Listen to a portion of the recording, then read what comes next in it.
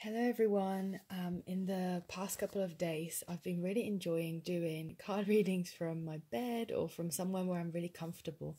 And I think that really speaks volumes about our comforts and perhaps slowing down and the need to be sort of in like a little bubble and more focusing on retreat and really taking that time out, taking a break. So I thought let's have a look at a little card reading today in regards to resting, or what do we need to be focusing on at this time to rest more or to regain perspective. What's going to help us on our journey? What do we need to know about ourselves? Where do we need to rest a bit more? Where should we be paying attention? Thank you. Exactly. As I was saying, being in our little bubble, when we are too open to other people, we are also open, or not even people, but when we are too open, and I mean that in a way where we perhaps are very outwardly focused, so we are interacting loads with other people, we are really focusing on what other people think about us, how we are perceived by the world, what are we achieving in the world, and things like that.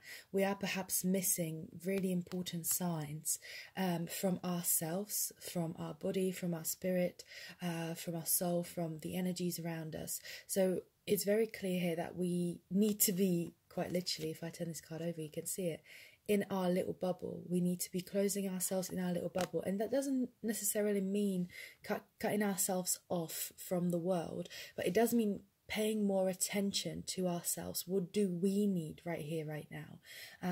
Oftentimes we are very giving people. We can see that here. We're very giving and free-spirited. We do want to be useful and helpful, and it makes us feel good when people appreciate us, and we do feel like we have many different uses, or that we have loads of value as well, we could say here, when we do that, especially when things come from the heart. We are doing them because we are a loving person and we enjoy it, and there's nothing against that. But from time to time, it's really important to sort of stop and take a break and refocus, really just reshift that attention onto yourself. And there's nothing bad about being in your little bubble and really just recharging. And I think more often we do that, the easier we're going to learn that the little bubble always exists. It's always around us, and we can retreat anytime that we need without feeling guilty.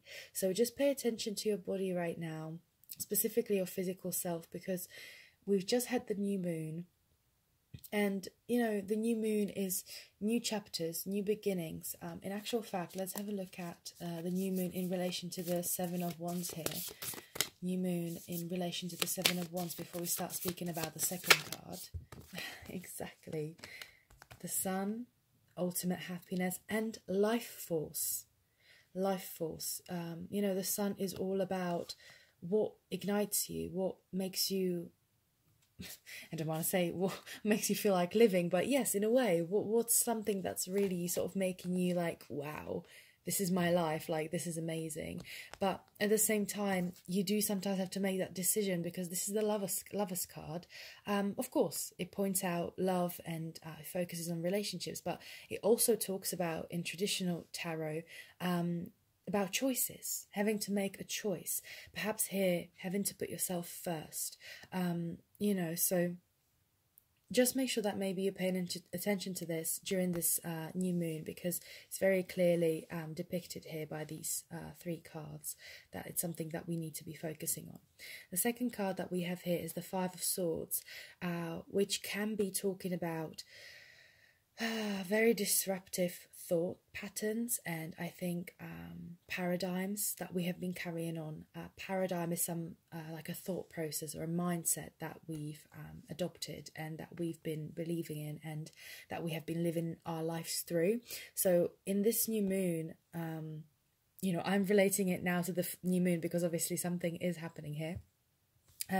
Really try and focus on those heavy thoughts. We've got the Empress at the bottom of the deck.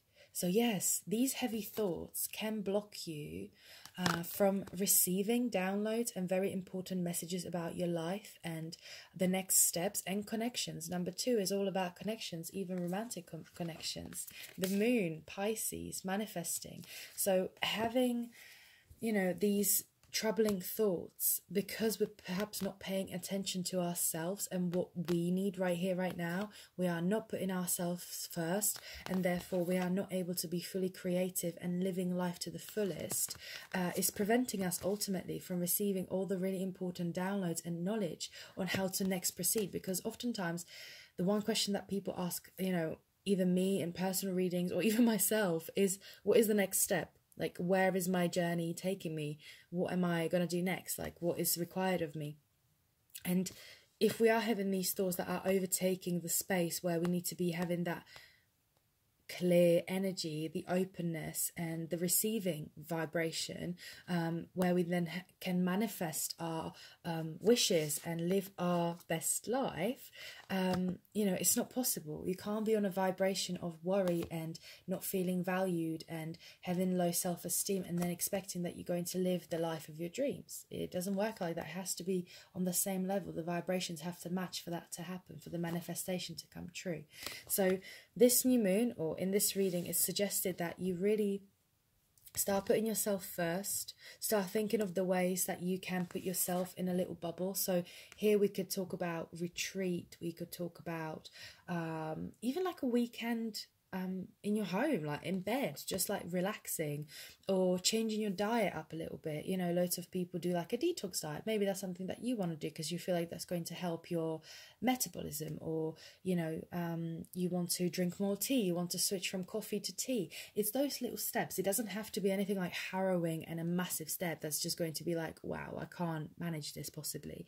But it is all about just making that conscious effort with these thoughts or mindsets that might be weighing you down. I would definitely suggest that you look at them. And for me, when it comes to thoughts, I know not everyone is a fan of it, but for me, it's always writing things down. My really good friend once told me when I was really in a really bad mood and I was really peed off, she said, channel that energy, channel that bad mood and anger into something positive. And so I decided to write a letter, and the letter turned into something really positive and encouraging. And that's how I was able to change that mindset and change that sort of pattern that I was carrying on, because also we can see this might be something that's been a pattern that's been going on. So really pay attention to this. It's really important on your journey. Let's have a look at the outcome. If we do this, what's going to be happening, or what's next for us? If we focus on ourselves now and we give ourselves that space and we take these next steps, what's the outcome of this? What can we expect? What's the reward, quote unquote? There is no rewards or failures, but of course we can take things as rewards. We've got the 10 of Pentacles and 14. 1 plus 4 is 5, which is the ultimate balance. So we will achieve ultimate balance, and for some of us as well, we'll be achieving financial independence and maturity. This is all about maturity, energy of maturity and balance, and not feeling unstable, but exactly feeling stable, feeling very, very stable and sure of ourselves, and having all the successes, gaining that confidence and the drive to achieve, I would say. So yes, I think I'm just going to leave it there. I do hope that you perhaps take the advice and you start really shifting your focus onto yourself, because you really do deserve it. Just because you take your focus off other people and put focus on yourself doesn't mean that you're a bad person or that you're not allowed to do that. You can still be there and be supportive to other people, but not by putting yourself second. You do need to put yourself first, because there's only one you, and you are the person that ultimately drives your life, that achieves everything that comes to you. So you need to be balancing yourself to the vibration that you actually want to achieve. So all the best. I know you can do it. Enjoy the rest of your day or evening.